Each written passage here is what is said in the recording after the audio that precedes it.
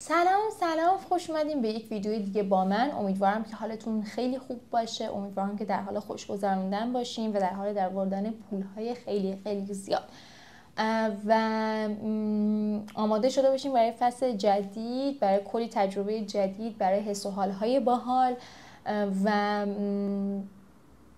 لذت بردن واقعی از هوا، از پاییز، از همه چیزهای اینطوری. خب قراره تو این ویدیو من راجع به این صحبت کنم که اگه برگردم به اول تابستون امسالم این کارا رو نمی کنم. خب و دوست دارم که اگه تونستم توی مهر دوباره این کارا رو انجام ندم.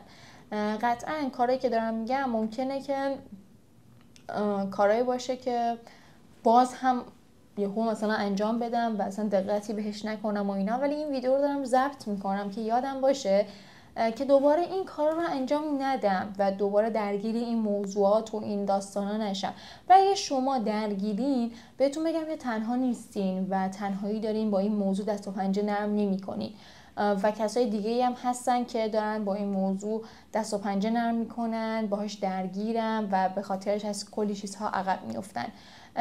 این بعضی وقتا میگم اینا خیلی چیزای کوچیکه که مثلا مثلا نباید ویدیو گیره، و اینطوری هم که نه، وقتی این داره زندگی تو مختل میکنه، وقتی این داره باعث میشه که به از هدف دورتر بشی، پس این موضوع مهمی که تو باید بهش دقت کنی. پس ممکنه این موضوع برای بقیه هم پیش بیاد، برای بقیه هم مهم باشه، یا بقیه اصلا ندونن و به خاطر اینکه نمیدونن که تنها نیستن ممکنه خودشون رو بیشتر سرزنش کنن و بیشتر خودخوری کنن و بدتر بشه اوضاعشون به جای اینکه بخوام بهترش کنن.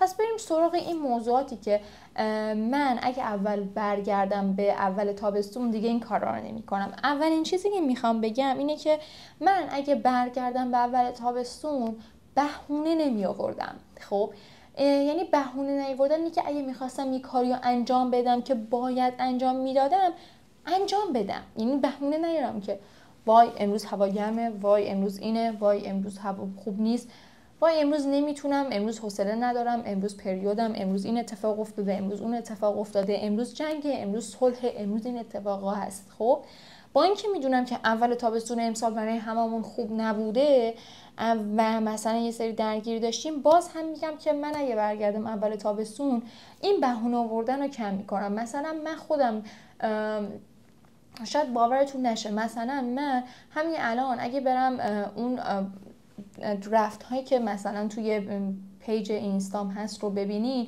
میبینین که من 50 تا پست و ریلز آماده قشنگ اونجا ردیف شده چیدم و بعد اینا رو بذارم. و یا فکر میکنین که میذارم؟ نه، هر روز میگم که خب الان این ساعت دیگه گذشته، دیگه کسی آنلاین نیست، الان دیگه نمیشه، الان این شده، الان صبح زوده، الان دیر وقته، الان موقع نهار. میدونی چی میگم؟ اینا میشه بهونه‌ای که تو میاری و تو خودت رو از اون هدفی که داری، از اون پیشرفتی که میخوای داشته باشی عقب میندازی. خب و اولین چیزی که من دیگه به خودم مهر میگم که اوکی دیگه نباید این کار و این اتفاق بیفته، اینه که برگردم و بگم که بهونه نیارم برای کارها و اگه قرار انجامش بدم، انقدر درگیر چیزای دیگه نباشم. خب دومین چیزی که میخوام حواسم باشه اینه که کمالگرایی رو بذارم کنار. قطعا همه ما آدم‌های پرفکت و عالی و خوبی نیستیم. خب قطعا هممون هزار تا ایراد داریم، قطعا هممون لایف استایل بی‌نهایت لاکچری نداریم و اینطوری نیست که بگم وای زندگی هممون بی‌نظیره بدون نقصه. نه، همه آدما همینه. من به این نتیجه رسیدم که اگه من درگیر کمالگرایی هستم و تو زندگی میگم پس من این ویدیو یوتیوب رو نمیگیرم و این کتاب رو معرفی نمی کنم، چون این کتاب رو اصلا تموم نکردم حتی و باید تموم کنم. ولی الان میگم که نه، حتی اگر خوندی 20 صفحه ازش و 40 صفحه ازش و فکر کردی که خوب بوده و قابل معرفیه برای بقیه، بیا ویدیوشو بگی و به آدما معرفی کن. تو هر چقدر هم به خودت بگی که این واقعا به من ثابت شده است، تو هر چقدر که بگی من آدم کمالگراییم و سعی میکنم بهترین انتخاب رو داشته باشم و بهترین کار رو بکنم، در نهایت پیش میاد که یکی برمیگرده به تو میگه وای اینو دیدی چی گذاشته، وای اینو دیدی فلان کار کرده، وای این اصلا چرا داره این کارو میکنه. یعنی کلا باید بذاری کنار.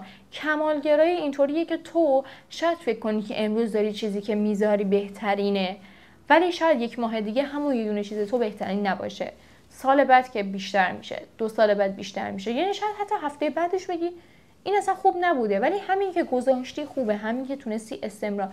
متاسفانه این کمالگرایی باعث میشه که جلوی استمرار رو بگیره، ولی اون چیزی که باعث میشه که تو موفق بشی استمرار داشتن تو کارهاته، و اون کمالگرایی باعث میشه که تو دیگه استمرار نداشته باشی. و این خیلی موضوع مهمه که آدم‌ها باید رعایت کنن. بعد جمله خودم که دارم این ویدیو رو میگیرم باید حواسم باشه. برای همین به خودم قول دادم که این فصل جدیدی که داره شروع میشه تا آخر سال بتونم توی یوتیوبم محتواهای خیلی زیادی بذارم و امیدوارم که بتونم این کار رو انجام بدم و حالا اون داستان کمالگرایی و اون داستان همه چیز رو بذارم کنار و فقط آپلود کنم. بهونه سوم، اینطوری هم که کاش این کار میکرد، یا این موضوع سوم اینه که من از ثبت کردن اتفاقها غافل نمیشدم. از ثبت کردن اتفاق غافل نمی‌شدم. ما تو زندگی الانمون با تجهیزاتی که الان داریم زیاد آدمایی نیستیم که بریم مثلا یه عکس و یه اتفاق و یه چیزو بریم چاپ کنیم و تو آلبوم بذاریم، و اصلا هزار تا اتفاق پیش میاد که یک روز خاص داشته باشی ولی اصلا مثلا از یک نظر خاص باشه که اصلا نتونیم مثلا اون عکس رو چاپ کنی یا هر چیز دیگه. و اصلا دیگه خیلی الان عکسی رو چاپ نمی‌کنن، فقط میام مثلا استوری میکنم، پست میکنم و آرشیوشون بمونه که مثلا 3 سال بعد بهتون یادآوری کنه که اوکی اون روز مثلا اینجا بودی و این اتفاق افتاده. خب من خودم خیلی اینطوریم که مثلا یه چیزی که میذارم ممکنه این استوری واسه 2 ماه پیش باشه که دارم میذارم، خب و الان اینطوری هم که بذارم، ولی اینطوری هم که کاش یاد بگیرم که همون موقع که این اتفاق افتاد همون موقع بذارمش. خب اون خاطره همون موقعش قشنگه گذاشتنش. 1 ماه دیگه 2 ماه دیگه که تو داری میذاری اونقدر قشنگ نیست و حتی اونقدر آدما باهات همزاد پنداری نمیکنن که برای اونها هم قشنگ به نظر برسه. و حتی خودت همون لحظه وقتی بذاری خیالت راحته که تموم شده این مسئله، برو سراغ خاطره بعدی، برو سراغ داستان بعدی، برو سراغ ثبت اتفاقات بعدی. و یه چیز دیگه این که من کلا خیلی آدمیم که خیلی کم عکس میگیرم، یعنی مثلا یکی دیگه اگه مثلا جای من بود ممکنه بود که از اون جایی که هست 500 تا عکس بگیره، ولی من شاید کلا 1 عکس هم نگیرم از اونجا، از اون حس و حال، از اون اتفاقایی که داره میفته. و اینطوری هم که یاد بگیر بیشتر عکس بگیری، یاد بگیر که غیر از اینکه میبینی یه سری عکس هم داشته باشه، چون یه سری وقتا خاطراتت فقط همون عکس‌ها میشه، همون دیدن اون صحنه‌ها میشه و ثبت کردن اون عکس‌ها خیلی بهت کمک میکنه. موضوع 4 اینه که برمیگرده باز به همین محتوا تولید کردن. به نظرم بیشتر این که برای من اینطوری بوده که یه سری ایده هایی رو میومد تو ذهنم و میگفتم که نکنه آدما بگن این چیه اون چیه، همون قضاوت آدم ها رو میذاشتم کنار و سعی میکردم که اگه ایده ای دارم که به نظرم برای اون بازه خوبه انجامش بدم. موضوع بعدی اینه که موضوع 5 اینه که ایده هایی که داشتم رو فقط نمینوشتم، پا میشدم عمل میکردم بهشون. این باز برمیگرده به اون داستان کمالگرایی و چرا انجام نمیدیم و وای خوب نیست و وای بهونه میارم و اینا. و الان اینطوری هم که اگر چیزی خوبه و باحاله و اون ایده تو ذهنته، پاشو انجامش بده تا وقتی که تو انجامش ندی. یعنی من برای پیجم دوست داشتم که یک سری ویدیوهای آموزش نقاشی بذارم، آموزش تابلو بذارم. خب بعد اینطوری بودم که نه نمیتونم تو ویدیو آموزش تابلو مثلا اینو بذارم، وای مثلا طولانی میشه، وای آدما نمیبینن، وای مثلا خب باشه حالا امروز میشد، فردا میشد، پس فردا میشد. و من میدیدم که یه نفر دیگه همون ایده‌ای که تو ذهنم بود رو اومده روی تابلو دیگه پیاده کرده و واقعا ویو میلیونی گرفته. حالا من هیچ وقت دنبال ویو میلیونی نیستم تو زندگیم، اینطوری هم که دوست دارم که ویوهای کم داشته باشم ولی افزایشی باشه، ولی یهو میلیونی نشم. خب این خیلی اذیتم میکنه، اگه میلیونی بشم واقعا من رو اذیت میکنه و اصلا شاد نمیشم بابتش و دوست ندارم که میلیونی بشم. دوست دارم که مثلا یواش یواش بیام بالا. و وقتی اون رو دیدم اینطوری بودم که اگه تو اینو میذاشتی حتی اون یه ذره‌ت بیشتر میشد، اگه میلیونی نمیشد یه ذره‌ت بیشتر میشد حداقل.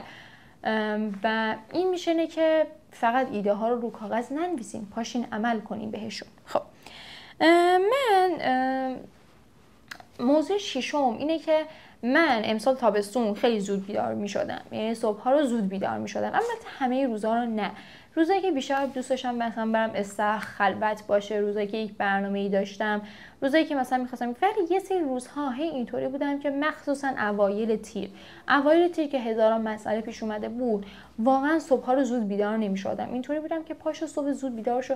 صبح زود منظورم نیست که 5 صبح پاشم، من اصلا 5 صبح پا شدن رو دوست ندارم، ولی مثلا دیگه 9 پاشی، 8 پاشی و به کارات بتونی برسی. یه سری چیزها اینطوری که تو فقط باید اول صبح برسی. وقتی مثلا ساعت 10 یا 11 پا میشی، حتی از بعد از ظهر و غروبت هم عقب میافتی. پس این نکته‌ای که همیشه به خودم میگم اینه که سعی کن از مهر صبح زود پاشی. من مورد 7 اینه که آدم، اینو زیاد برای خودم نیست ولی برای کلی اینطوری بودم که قبلا اینطوری بودم ولی الان زیاد نه، و کلا میخوام بگم اگه تو جز اون دسته از آدم‌هایی که هستی که تو خونه ای و کلا تو خونه داری زندگی میکنی و بیرون نمیای، پاشو برو بیرون. آدما بیرون نشستی تو خونت و میگی وای من چرا با یک نفری آشنا نمیشم، وای من چرا یه موقعیت کاری خوب به دست نمیارم، وای من چرا پیشرفت نمیکنم، وای من چرا مثلا فلانی استوری میذاره که مثلا رفته یه غذای خوب خورده، من چرا اون غذا رو نمیکنم، فقط به خاطر اینکه از خونت پا نمیشی بری بیرون. پاشو برو از خونه بیرون، ببین چه خبره و یکی از اونها تویی که مثلا میتونی همه اونها رو تجربه کنی و همه اون اتفاقا برای تو بیفته. پس پاشو برو از خونه بیرون. و موضوع هشتم اینه که من از این موضوع خیلی زیاد اذیت شدم و یه مدت زیادی بود که پشت سر هم هی داشتم اذیت میشدم و نمیتونستم اون آدما رو از زندگیم بیرون کنم. آدمای سمی لعنتی واقعا زندگیتون رو به فنا میدن. این خیلی موضوع مهمیه. من یک آدم خیلی سمی تو زندگیم بود و هر دفعه برای بیرون کردنش به مشکلی میخوردم. هر دفعه اینطوری بود که دوباره برمیگشت و هی اینطوری بودم که نه، یا مثلا یه سری از دوستام اینطوری بودم که نه مثلا تو نباید مثلا الان بیای تو زندگی من، الان که مثلا این اتفاق خوب افتاده باید نباشی اصلا.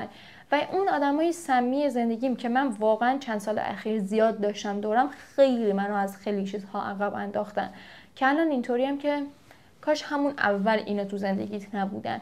و الان به خودم قول دادم که اگر فهمیدم جای یک آدمی برای من سمیه، همون اول بذارمش کنار. اینطوری نباشه که برم جلوتر و بگم وای این دوستم چقدر سمیه، من نباید اینو میذاشتم و بعد مثلا بعد از چند سال بخوام اونو بذارم کنار. قطعا اون آدم تاثیر سمی بودنش رو تو اون چند سال رو زندگی من میذاره و من به خاطر اینکه از اون سمی بودن اون آدم که تو زندگیم تاثیر گذاره کم کنم، باید خیلی تلاش کنم و خیلی اذیت میشه آدم. پس بهتون پیشنهاد میکنم اگر آدم سمی تو زندگیتون دارین، همین الان لطفاً بندازینش بیرون. هر چقدر که اون آدم براتون مهم و عزیزه، بندازینش بیرون، چون اون آدم شما رو به فنا میده. غیر از اینکه خودتون اون آدم سمی باشین، این خیلی دیگه سعی کنین اصلا خودتون اون آدم سمیه نباشین. واقعا خیلی جدی میگم اینو. بریم سراغ موضوع نهم. این که این باز برمیگرده به همون آدم‌های سمی. این که اجازه نمیدادم که حرفای منفی آدما اینقدر رو زندگی من تاثیر بذاره. قطعا این حرفای منفی از آدم‌هایی که دوست دارن نیست. خب مثلا تو هیچ وقت دیدی که مثلا مامانت بشینه هزار تا حرف منفی راجع به تو بزنه، یا خواهرت یا پدرت یا برادرت یا هر کس دیگه، ولی میبینی یه سری از آدم‌ها هی دارن مثلا بهت حرفای زشت میزنن، بهت حرفای رکیک میزنن، هی تخریبت میکنن، هی اعتماد به نفست رو زیر سوال میبرن، هی عزت نفست رو کم میکنن. این حرفای منفی و این کسای حرفای منفی رو کلا میذاشتم دور. خب و این حرفای منفی و این آدم‌های منفی باعث میشد که من نسبت به خودم هم آدم منفی باشم. اینطوری باشم که بگم وای نه تو خوب نیستی، وای نه این وای. میدونی حرفای منفی آدم‌ها تو یک جایی رو زندگی شما اثر میذاره و شما میگی نکنه من اون آدم منفی هم، نکنه من دارم مثلا کارهای منفی میکنم، نکنه من بدم، من مثلا کارم خوب نیست، من مثلا خودم خوب نیستم، نکنه من مثلا اینم اونم و هزار تا ایراد ممکنه رو خودتون بذارین. این باز برمیگرده به همون آدم‌های سمی. اگه اونا تو زندگیتون نباشن و شما آدمی باشین که عزت نفس خوبی داشته باشین، هیچ وقت حرف منفی رو به خودتون نمیزنین.